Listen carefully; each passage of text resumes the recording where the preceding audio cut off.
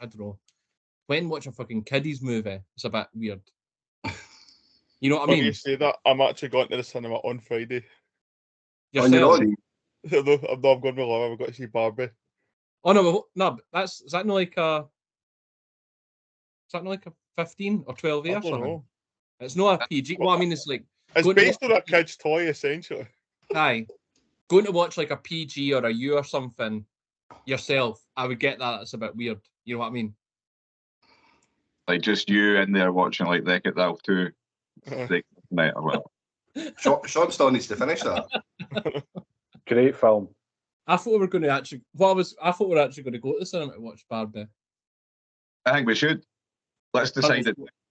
Well, if Hunter's going with Laura, then we could just obviously go. We don't need to go together. Well, I'm sure Laura wouldn't mind us all going with them. No, not at all. What about the cinema?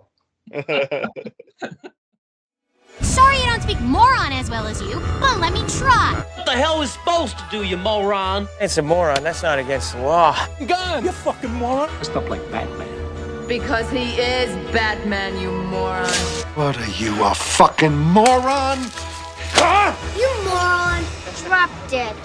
Moron. Whoa! Up here, you morons. Stepping morons like yourself. Me down, you moron. Hey, moron.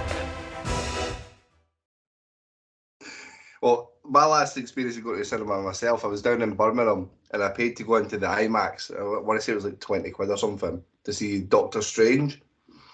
And I drove to Birmingham that morning, like left the house at like 4 in the morning or something like that. And bought my two bottles of Corona that the guy had to pour into a big massive tub for me because you weren't allowed to take the glass in. Sat through watching the adverts as it was coming on. And then fell asleep and woke up at the end of the movie when somebody told me it was finished. Right. So it was 20 quid, well, probably about 30 quid actually, once I got my snacks and my drinks well spent in a fucking uncomfy seat where I could just be sitting in the hotel room myself and just went to sleep anyway. It must have been relatively comfy if you fell asleep in it. Exactly. Just a hard worker, guys, eh? Like I work too hard, so I get tired on these days. But will you come to the cinema, Sean? I feel like you were saying no before. I think Laurie's want to go see that, so I would go see it with her. I think I might go myself to a 10:50 viewing again on a Monday morning, actually. Please do. I think that should be your new thing. Go to the earliest one on your own and see what happens. No, to be fair, it's the only times I think I went to cinema twice on myself now. Like, obviously, last week and the James Bond movie I went to see, but obviously James Bond was like, I think it was the week it was out, and it was like an early show, and say it was like 11, 12 o'clock, but it was busy. Whereas I prefer, like, if I'm off, like, I'm sometimes off on Monday, so I end up thinking this after each time I go, like, oh, I might keep on doing that more and more often, and I never do it. So you can speak to me again in 6 months when I've still no went again myself. Have all of you been to the pictures on your own at some point in your life? Yeah, I used to do it a lot. There's nothing wrong with it, but it's just not something that I could ever think. I just don't know if I could do it. You're too anxious and insecure, Sean. That's what it is. Fuck! Like, see just the build up of walking in there on my own, thinking, "Oh, these people are looking at me." I'm like, who walks into a cinema on their own? Probably fucking hundreds of people a week. I remember last season. I went to the football myself, which I just drive to the football. So like I drove through to Glasgow, parked at the wee bit of park it, and then it's like a 15-minute walk. And even doing that, like I felt like it just didn't feel right. It was really, really bizarre. So like going to like the cinema, because I see these things as like a social thing, and it's the same like going to a pub. Like, I could never go into a pub and sit and have like a pint myself. Even I was going to say that, Sean. It's like I think I'm similar to you. It's like I don't like even if me and Sean are meeting at a pub and I'm there myself at say 1 in the afternoon, I'd feel uncomfortable being there myself for 10, 15 minutes or whatever. But I think the cinema feels different because you're just going to a place, the telly's going to be on, and then you're just going to watch a film. Telly. No, it's like, there's absolutely like that. I can understand why people do it. Again, it's just that's just what I'm like. I couldn't not think about, and it's so stupid and irrational. I know that, but no, fair play for people that do it. It's obviously you're just watching a film, as you say. It's the same with doing other things on your own, like going out for like dinner on your own. Actually, I wouldn't do that. I think it's. I could never do that. But... I would never have thought I would go to the cinema myself until I did it the first time. You know what I mean? It was the son I thought if somebody said that to me, I'd be like, nah, I'm not going myself. We're just going to go to the cinema. Daniel, you can tell. I don't know if you've told this one before, but your one's better than what mine's is. So I think in terms of how when you went to cinema on your own. Oh, I've done it a couple of times, but one time notably was to see a film called Beautiful, but with Javier Bardem in it, which is a Spanish language film. What time was it in the day that you went to see that one? Was it actually a reasonable hour? It was like 8:20 at night. It was like prime time cinema time. But I don't think a Spanish drama was very popular. So I went in, and for the first wee bit, right up until about a minute before the film started, it was just me, only cunt there. And then, annoyingly, just before the film started, another guy came in. So it was just me and another guy who was also on his own. Like, two weirdos just sitting here watching this Spanish film. And then, like, halfway through, he took out his little snacks. And it was a tuna sandwich, a stinking tuna sandwich. Like, stinking the place out. Fucking warmed, be sitting in his bag for like half an hour. Like, what a fucking weirdo, man. I bet you the only reason... Sorry, on you go. No, I was just going to say, it just made me think he's a weirdo, but I'm also a fucking weirdo. I'm here sitting there. Like, the only reason that he's probably taken a tuna sandwich is because he's thought there'll be absolutely nobody else here. And then when he's walked in and seen you, he's thought, fuck. And he sat for like the first hour of the film thinking, should I take out this sandwich? And as time goes on, the smell gets worse. The sandwich is going to taste worse. He's thought, fuck, I'm just going to need to do it. He's probably thinking too, it's like, if I take it out, I'm going to have to share it with Daniel as well. But then he just didn't even offer you half of it. Well, I tell you what, guys. Didn't even offer you half. No, didn't even make eye contact with the guy once. Just sat awkwardly near each other. Well, I tell you what though, a guy turning up to the cinema to watch a Spanish subtitled movie with a tuna sandwich is a very, very Maverick move. You see what I did there? Yeah. Christ. This is going to be a bad podcast. One of my better ones, isn't it? Well, we spent 7 minutes talking about sandwiches and cinema trips where you're putting the heat off it yourself in the middle of it, Burnsy. Let's get talking about Top Gun Maverick, the movie of choice for this week. Who selected this movie again? That would be me. It's an interesting choice to take the sequel to a movie that not everybody had seen. Again, in my mind, everyone's seen Top Gun. That's like a Bumsy aside, obviously, but he's raised his hand there. But everyone has seen Top Gun at least. I was just going to ask you, I was talking to my mum about this earlier because she was asking what films we were watching, and she was saying that she'd seen Top Gun Maverick, but she's also seen the original. But one point that you had made, I don't know who it was in our chat, said that like, you're not going to watch the original. I'm like, nah, I'm not going to watch the original for basically, why would I watch two movies when we've only needed to watch one? That was my response, I think. But she had said to me that a lot of it for her was a copy of the first movie. And also, so that was giving me the impression that there was very little need to watch the first movie to get this one, which is what I thought watching it without going into my thoughts early. But I just wondered if you had the same opinion as what she did in terms of a lot of it is like a copy, which seems a bit bizarre. It is, but you've got to bear in mind there's 30 years or something between the movies, so there has to be callbacks to what made it so popular at the time. But the reason I was mentioning it in the chat to you previously is that the whole storyline for this movie is based on the relationship that he had with someone in the first movie. Right, okay. So to get that attachment to it, and now bear in mind, I'd only watched Top Gun for the first time like 3 months ago or something. It wasn't even that long ago that I watched the first one. But I knew that I couldn't watch the second one without watching the first one, and I'm glad that I did, because you need to have that connection to Rooster as to why they have got that relationship together.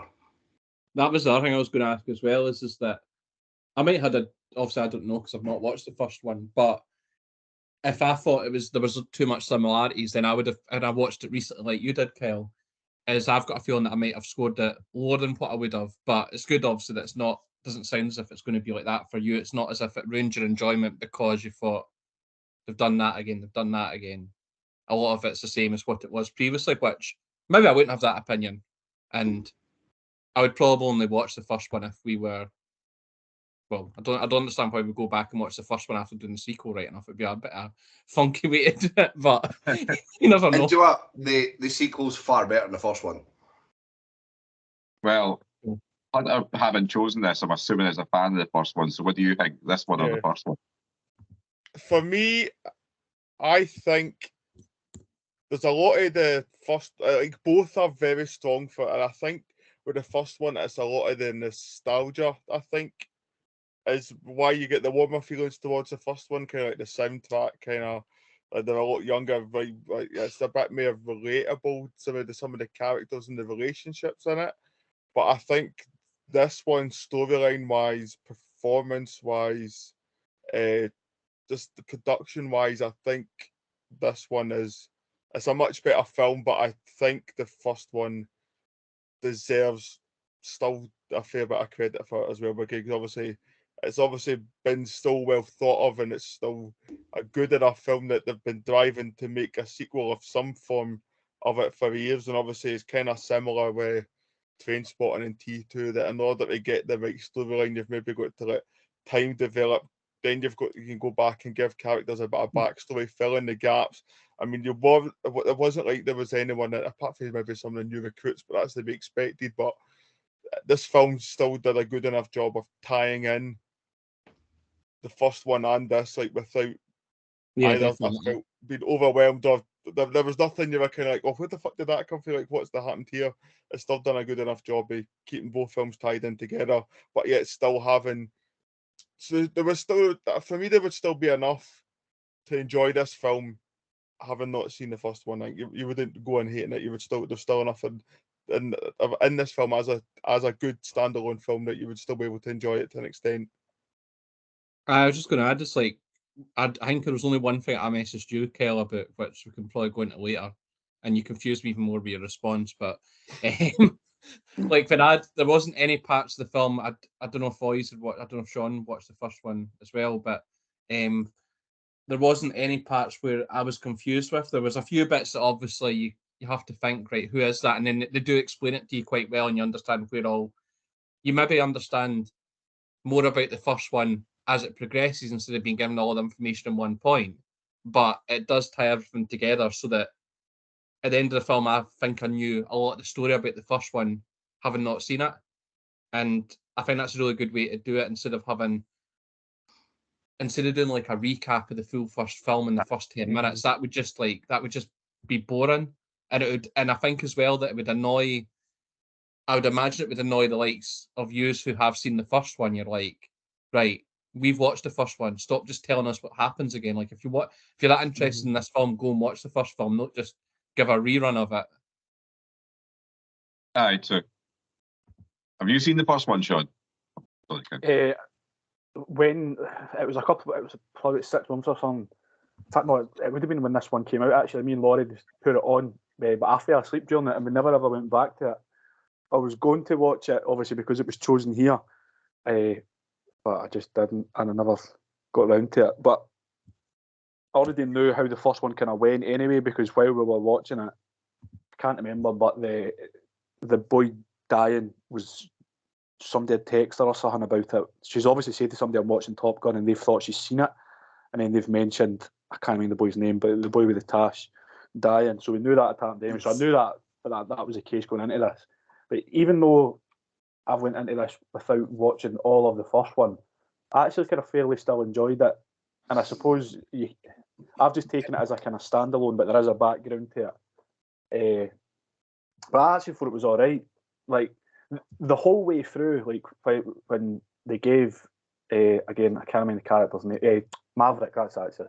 When they gave Maverick the role of being the teacher to these young recruits or whatever, I was saying to myself, like, why don't they just have him do this operation? It would save them so much time. And then obviously in the end they did anyway, but it would have saved so much time and hassle just saying, right, you be the main guy in this, just pick your team or whatever. But instead, he's been trying to prepare somebody else to be the lead guy for 3/4 of the film before just jumping a plane on his own and then doing this. And another thing that I didn't really kind of understand as well is a lot of the film was obviously based on the enemy having far more advanced technology and planes. So they're saying, like, you need to go this low, you need to be this quick because otherwise you can't get into a dogfight with these things because you'll be dead. Why didn't they just use more advanced planes? Like the one that he flew in the opening scene looked a hell of a lot more advanced than this F-18 that they were flying. And again, I'm no aviation expert, but surely like, you just use the most advanced fighter planes that you've got to combat the enemy's maybe slightly more advanced fighter planes. I didn't really understand that part. But in terms of like I thought it was a kind of semi-enjoyable watch. It did feel very 90s. Obviously, again, it's trying to latch on to the feel of the first film at parts, I suppose, with the music and stuff. They've kept kind of the same songs for a lot of it. And they also had that, forgive me if I'm wrong, but they had a scene in the first one where they were all topless on the beach playing volleyball. This time they were just playing American football. Yeah. Bit weird. Also, just, I think I've said this before, I just find the whole American loving with whether it's the army, the navy, or whatever, just very bizarre. Like, they treat it like it's a game. They boast about their killings. They're all like cocky, arrogant guys. I just find that the whole thing really, really strange. But that aside, taking it for what it was, I thought it was quite an easy and a kind of semi-enjoyable watch. I think an easy watch is a really good way to describe this movie because you don't need to give it much brain power to what's going on. One thing I wanted to ask though, and you mentioned it, I think Burns mentioned it earlier about, or Sean mentioned it, sorry, just why not just get Maverick to do the flight? Mm-hmm. Do we think that the new recruits were expendable? All of them were.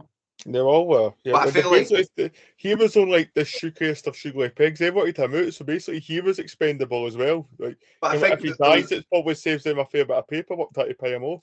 There was one scene though where they talked about the mission, and then Tom Cruise's character says, "And to come home," and you could just with John Hamm's character, Big Ham, shout out to his Big Willie. You could tell that wasn't something they had discussed about them coming home, which is why I thought they've got this well-renowned captain who's obviously a big deal, and they thought that we'll get him in to train them because he'll get them to the level where they can go, but we don't really care if they come back or not. The easy part is to put him into it, but he's maybe a bit more, I don't know, high profile for them, and they can't just quite happily get rid of them like they would do the other pilots, because they only really wanted them to blow that thing up. They weren't intent on them coming back. Did they not make a lot of comments how they're the best recruits that they could get, or do you think that was just all made up? And I think that's America in a nutshell, though, isn't it? Whatever they've got is the best in the world. It doesn't matter. Like, any sport and stuff, it's always the best in the world. It's just American stuff. Aye. The other thing I was going to say, though, is like you're saying, obviously, that for Tom Cruise to just go and fly it and do the mission, but obviously the way they've set it up, that wouldn't have worked because he needed all these other people to be with him, though. Like there was also. Well, that's what I was saying. So like they could have, and like I suppose in the real world they would have just had the best person doing this job, and in this case it would have been Tom Cruise's character. He would then have been assigned to basically pick a team to go with him, which in the end he went with the boy's son, and then the other the lassie and the boy that blacked out on one of the trial runs. So like it really just should have been like you're going to be I think it was a team leader they called him or whatever it is. You're the main guy. You need to go and pick your team. We've got 12 of the best young upcoming pilots, whatever the fuck they are. You choose them. Like that's all that was on my mind for the majority of this film was why the fuck did they not just have him do it? But it does make sense in what like Hunter was saying about Hunter and Kyle saying that they basically just wanted him gone anyway. He's basically stayed a captain. It doesn't want. He could have progressed through the ranks of whatever fucking department of the military he's in, and could have been a I don't know the fucking rankings, whatever it is, but he just wanted to be a captain so he could fly planes. Like, for the love of go and get a girlfriend. Like, you're just hanging about fucking planes all day. You're in your 50s. Go on a night out. And sorry, Bonzi, just before you come in, I forgot to say as well, when he goes into that bar and he's talking to the barmaid, and then she, like, and obviously Miles Teller is there kicking about, and this was just before he introduced himself to them as their teacher. How did he see him in there? Because he was huckled out when she rang the bell, whatever ceremony that is that they do. Surely he would have seen him kicking about, because every other recruit basically seen him, except the guy that I suppose you kind of wanted to see him because he was what his dad's old buddy or whatever the terminology is. And then, like, because even the build up to that, I was like, oh, like, this guy obviously resents him because his dad's deaf, so this should be quite good. Them coming face to face for the first time. The camera just literally panned to Miles Teller, and he just looked down at his wee desk. I was like, is that it? And then they had, like, as they're walking out to the planes, and Tom Cruise is shouting on him, he just kind of turns around and they had a brief interaction. Does he not? Did they kind of touch on it that this wasn't like they had obviously had some form of interaction in the years in between the two films when he rejects his application, that does kind of allude to the fact that there has been conversations between the two since then. So it's maybe just a case of, like, it's no this as big a reveal as what it is, because they have still spoken at some points over the years that maybe that's why it's kind of, and obviously these guys are, as it's touched on, the creme de la creme of fucking the naval flying school, that they've still maybe got to have a level of decorum and professionalism that he's not just going to kick up fuck and start flinging shit at them in the middle of this lecture hall or whatever they're in. The only thing I was going to say is, when you were talking about Tom Cruise, is like how he's not progressed or whatever, they do make reference to how he's an absolute nightmare to manage, and how, like, what I can't remember, is it Ice the guy's called? Have I just made that up? Iceman. Iceman. I'll call him Ice for the rest of this podcast. Ice and Marv. Is that he's obviously the only one that's got his back. That's the reason he's got the job, basically. Whereas, to me, like, obviously, now I didn't think about this at the time watching it. Obviously, Ice doesn't want shot of him, but the rest of them, obviously, when they sort of want to take over the mission, all that kind of stuff. I don't know if, now thinking of that, maybe that was always the plan. They thought, well, if we chuck him out completely, if we want shot of him, he might come back and do what he did and try to prove that he can do the mission. Which Tom Cruise's initial idea, Maverick's initial idea, was to just pick his own team, and they didn't want that. And then he had to fucking break the law to fucking show that he could do it, I suppose. But do you think when they, because he doesn't get chucked off the mission in terms of training them until Ice dies. So do you think in the back of them, do you think that was a complete surprise? Or do you think they always thought, well, if we chuck him off, he's going to do something ridiculous? No, he wasn't meant to do that, but that was a surprise. But they weren't. It was a surprise to me watch it, only because of the discussion we're having now that I'm maybe overthinking it a bit. Well, Jennifer Connelly's character makes reference to the fact that every time he fucks up, he makes a phone call to Iceman, and Iceman fixes it. Mm-hmm. So there might be a big element of that. But I mean, in terms of film, right? I enjoyed it. I know we're shitting on a lot of little plot holes for it here, but it's a quick 2 hours, like 2 hours and 10 minutes or something. This movie is. It's a quick watch. I thought, like, it's nothing exciting. The story's not the best, but it's one that you can enjoy watching. It's quite an obvious movie, though. Like, it was obvious that he was going to come in, he was going to throw the rule book in the bin, and he was going to do things his way. There was no running by the book of what they wanted it to do, but they known that taking him in. So those bits aren't as shocking when he does it, or when he makes someone take their tops off and oil up. It's probably the best part of the film. Top cum at that point, anyway. John Hamm's Big Willie and Top Cum have been 2-1 so far. I've stayed quite quiet on this so far. I think this is dog shit. Dog fight is the dog fight that they do, Daniel. No dog shit. Absolute dog shit in the highest order. Do you know what it is? Like, I don't find pilots with stupid nicknames cool in any way. So the whole thing is just fucking really lame to me. Like, oh, I'm Coyote. Like, fucking shit. No, your name's fucking Kevin or whatever. Like, Is that Jake Gyllenhaal? I don't know who's who. Really, that's funny.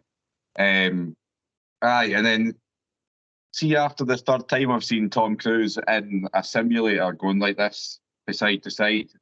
Oh, I'm going through a valley. I'm going left and right to get through because I'm going to be so close to the ground. Like, I mean, there's like about an hour's worth of that in the whole fucking film. Like, just, I think, see if you didn't get a hard on for planes, I don't understand what there is to like about this. Like, it's just no for me. I like the original Top Gun. Guys flying planes. I don't get a hard on for planes, to be honest. Well, aye. But I don't know, it really doesn't do it for me. I don't find the military cool. I don't find the thing I thought was quite interesting was that the enemy wasn't a named enemy. I think that's just for Steve, isn't it? Putin's going to just press the big red button if the Ruskies were named as in name in this. I found that a bit strange. Like, they're trying not to affect. They want to make sure that they can show it in every single market. So there's like nameless, faceless bad guys. Like, you don't even get to see a single actual bad guy. Yeah. It was also interesting with the pilot because obviously the American ones have got the best ones in the world, and then the pilot they're up against starts pulling off some moves, so they're like, "What the fuck was that? How did he do that?" So, well, he's obviously the best pilot going. Mm-hmm. He's got the level 5 planes, all the bullshit jargon planes. This is the F-46, but if we were in an F-80 or an F-92, we could have done this, but only an F-43 can do this bit to go up here and go up here. And I'm pretty sure if you go to Mach 10, you die. So that whole Mach 10 stuff's all fucking bullshit. Like, that's not a thing. Humans haven't done that. I think we've done it in space once. Like, a guy's not flying planes at Mach 10 out of a fucking volcanic gorge in a mountain or whatever the fuck it was. It's just a bit stupid. And it does absolutely nothing for me in the What I want to know is how good will these Gillette razors be when they get to Mach 10? I know. So it says here, the atmosphere at which you reach Mach 10, the hypersonic jet is operating, would rip your suit to pieces and decelerate so quickly that your organs would smash into your skeleton and turn your body into a bag of soup. There you go. I knew it would sound like that. Like, there's just... they might as well at this point, like, just make modern day Tom Cruise. Just make it his own universe. Tom Cruise is just a weird superhero that jumps between characters, and it's just Tom Cruise, and he's a superhero that's invulnerable, and he's actually Superman. And just like some sort of multiverse, Tom Cruise's multiverse of madness. His multiverse, and it's just different versions of Tom Cruise, and you can't because you can shoot him, he can fucking he can fall off in buildings. He's plane crashed twice. He survived 2 plane crashes without a fucking cut, like not even a scratch. Like, it felt like there was no, considering that they were meant to be in these dangerous situations all the time. See if they're saying, we're going to avoid getting shot down, and you're anticipating, what's going to happen if we get shot down, then one of them gets shot down, and again, what happens? Nothing. You just get up and walk away. And then there's like the army base of these horrible enemy, and they just left some planes about, there's no count there, you just walk in freely, there's no jeopardy for anything, and then you're back going left and right in a fucking plane again. It's fucking boring shit. I hate it. Was very Scooby-Doo that, running across the airfield into that plane. Oh. Did that not just happen to be the type of plane for the first film as well? Yes. Yeah. Imagine the coincidence. And it's the only bit that's not been blown up. I mean, I don't know. It's just, I liked films for this time period. I like the feel about it. I like the fact that they had the font very 90s and they did the credits like a 90s film at the start. I thought that was really cool. It's just like, I liked Rambo and I liked Commando and like fucking Terminator. That was the type of action shit I liked at the time. This was just fucking lame bullshit for wanky Americans for me. Like it's just not for me. That can't afford to pay their bar bill. Aye, even that, like, that's a total American thing. Take you imagine Scotland, they ring a bell and like, you've all got to drink or whatever. Everyone's like, hey, fuck off. Like, the only time you get that reaction in Scotland is if somebody drops a glass and it's smashed. It was a concept of I'm walking up to Barnes and another 4 beers in the old timer. It's like, I they don't even know he's like military or ex-military at that point. They've just got up putting drinks on his tab, and he's just not even saying, "Who the fuck do you think you are putting drinks on my tab?" Well, I googled this at the time because I thought, with how full that bar was, and it wasn't even dinner time, and he was buying everybody around, and the multiple people were buying. I thought, I wonder how much money a captain, naval aviator makes, and they make about $90,000 a year. So what's that, about 60 grand a year? You can't buy fucking rounds like that just every time you put your phone in the bar. Unless, depending on, I don't know if it's similar. I know, like for the UK, like if you're out the country, like 50% of the year, your salary becomes tax free. So you could be getting basically 90 grand full plus bonuses. So you might be doing no bad for yourself. He's got his own aircraft hangar where he fixes his own plane. He must be doing no bad for yourself. The question I want to ask is, how was that guy able to go to the jukebox, push the number and get to be on next? He would have been in a queue about 25 waiting. I know. And how has that jukebox no changed since the first film? You've got there's an app that you can get. There's an app that you can get for basically. I'm not sure if I can show you this, but you could like find a pub somewhere in like Glasgow or Edinburgh or London, and you can then put the next song on for sitting on your house in Stennismuir if you want to. I like that. No, that we'll ever go in Glasgow. You were saying about the old jukebox and the old songs and that. There's just a bit too many flashbacks and like, I mean, who cares? Like, who really cares about any of it? Like, I don't know. I know I'm in the minority here. I'm in the Sean position that I'll be the one getting the stick when we put this on Instagram. I think it's like but the hard bit is the storyline isn't great. There's so many plot holes. There's so many really good points about things that don't make sense. But it's like a feel-good action movie you can stick on during the day and not give it too much attention. Like, it's quite a good film for that type of stuff. I enjoyed myself watching this.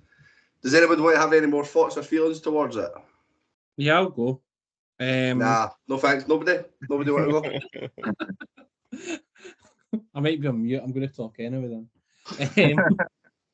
No, it's like I to be honest, like at the start, I was not looking forward to this. I just thought I wouldn't enjoy it at all. So I was actually pretty shocked how much I liked it. Since Daniel started talking, it has made me not feel as good about the overall score. I was going to give it originally because he's pointed at quite a few things. But I think for me, it's like I just sort of let it flow and wasn't really interested in the plot holes. I thought Tom Cruise was class in it. And I think it, obviously we discussed earlier how it does a good job of referring back to the first film without going too in depth about it too. So I thought like Maverick was explained perfectly, had an insight in its character, and also I think even though there wasn't loads of screen time given towards the people in his team, there was enough so that you actually felt something towards them, instead of sometimes you watch films and you're just like, couldn't give two shits about that person, they're not on screen enough, you don't know enough about them, etc. I thought the Rooster and Penny parts added layers to it as well. Do get Daniel's point where it's like I wasn't really interested in them in the actual mission itself. Like, so if they had, but Daniel obviously had too much on that, and to me I could have probably done with a wee bit less.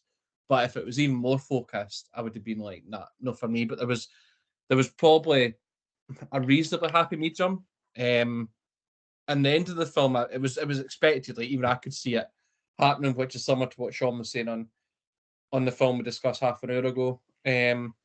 But I think sometimes with a good film, you don't need a twist. I don't think there's very few. I don't think I've really got any bad points about this to say. So, and because you have said about how this is better than the first one, or some of you've said that, I'm not in any rush to go back to watch the first one, but that's not because I didn't enjoy it. It's just because I don't feel there's any need to. Like, I've enjoyed this one. It's not as if I've missed anything. I was going to mention that the thing that me and you spoke about in our chat, Kel. So, because you confused me by your response, I'm hoping you can explain it to me again, or somebody else can. It's just that the only thing when you said about there being, I think it was Daniel mentioned earlier about how nobody gets hurt really throughout the full film. There's meant to be obviously this massive jeopardy in it, and the only time where they do get hurt is like.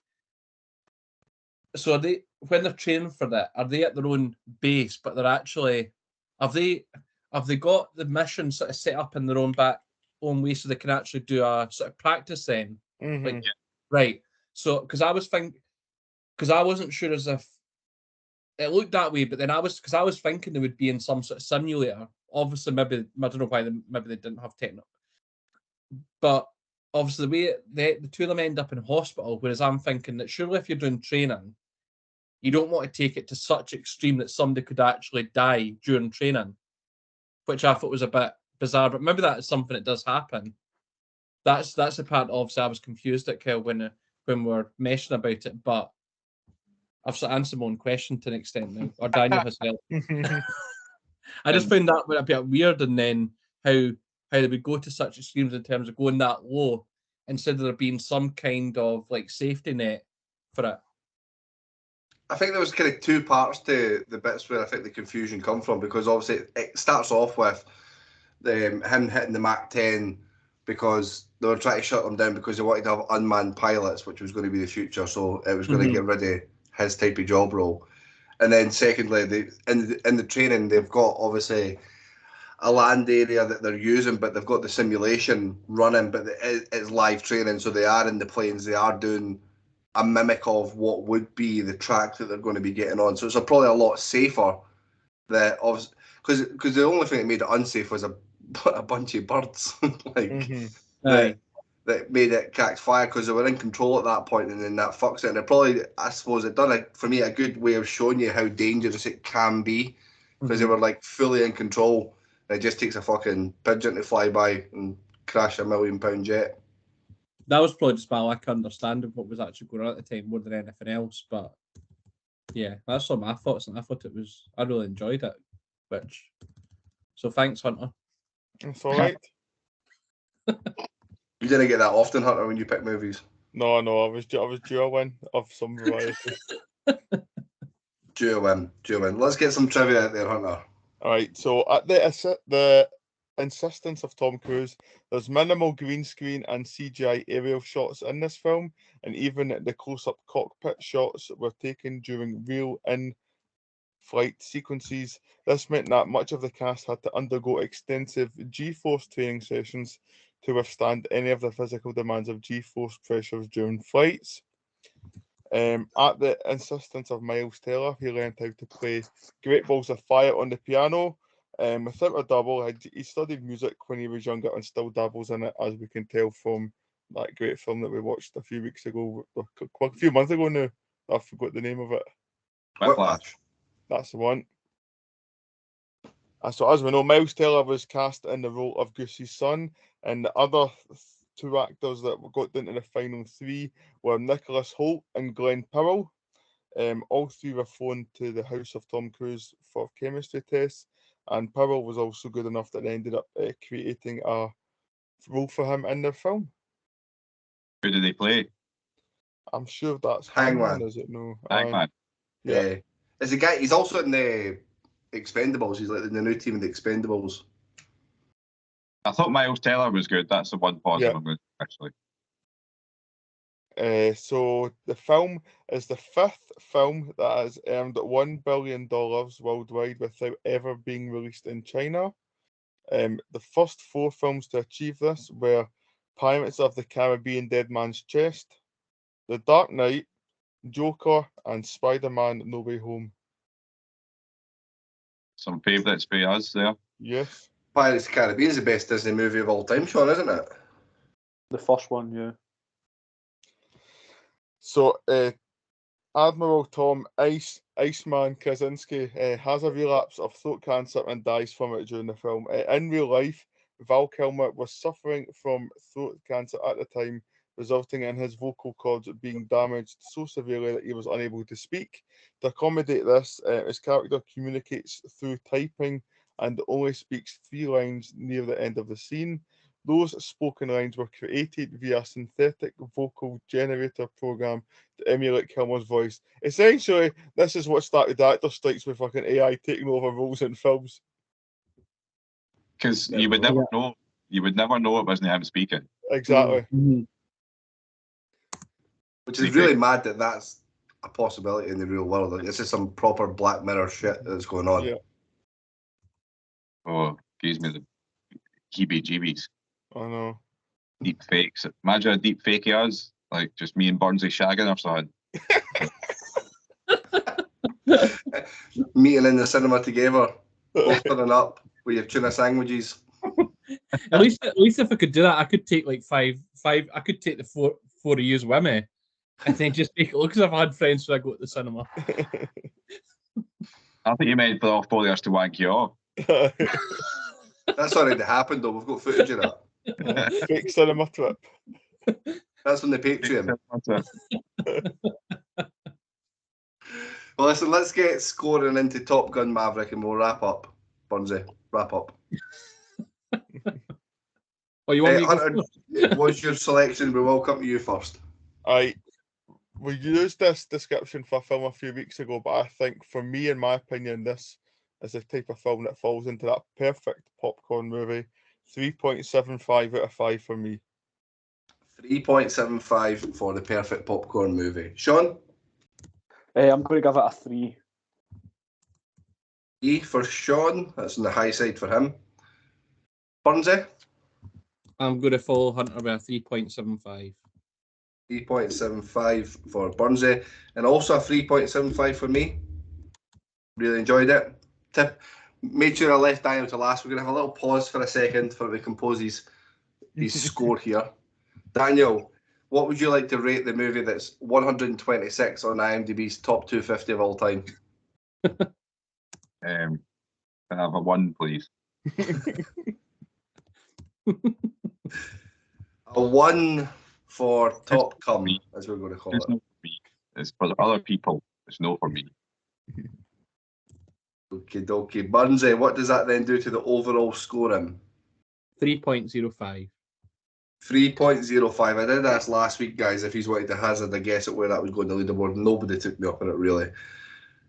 So a 3.05 puts this movie in line with Room. Good movie. Kick-Ass.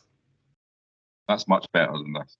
And it also puts it in line with the greatest Disney movie of all time, Pirates of the Caribbean. Oh, that's funny.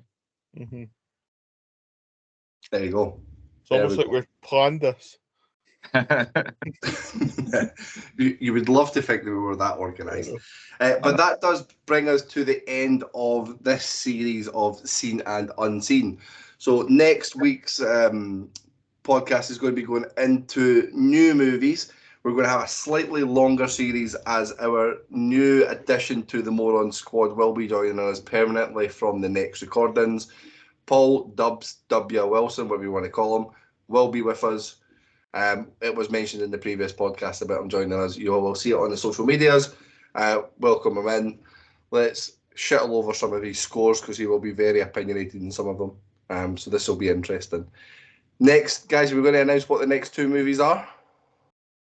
Do you want to announce them? Just go 2 at a time. Let's go 2 at a time. Go for it. Well, so it's American Psycho next week. And then I can't remember what was second. Anyone else? I've no idea. The Doctor fucking something. Doctor Sleep, it's my choice. Doctor Sleep, the sequel to The Shining. Oh, so another horror movie coming in so quickly after a movie you could probably say is quite horror as well with American Psycho. So, yes, Sean, have fun with that. Did you not say last week, Sean, as well, that you didn't want another horror film quite soon after that? It was only about 45 minutes ago I said that, To To be fair, I don't think either of these are like classic horrors. They're no. American Psycho definitely isn't, and I'm assuming Doctor Sleep will be more psychological than a horror. Psychological, jumpy, Sean Canny sleep at night sort of thing. Maybe a wee bit. I've only listened to the book. I have not seen the film. It's my unseen. So no idea. Well, let's see what happens. We'll see what happens. I'm sure Sean will love it, and his partner will make it nice and easy for him to not be scared whilst experiencing the movie. Thank you very much for listening to us once again. We will see you soon, as Morons do bid you farewell. Bye. Bye. Sorry I don't speak moron as well as you, but let me try. What the hell is supposed to do, you moron? It's a moron. That's not against the law. Gun, you fucking moron. Dressed up like Batman. Because he is Batman, you moron. What are you, a fucking moron? You moron. Drop dead. Moron. Whoa! Up here, you morons. Stepping morons like yourself. Me down, you moron. Hey, moron. Bid you farewell and good luck, morons. Bye.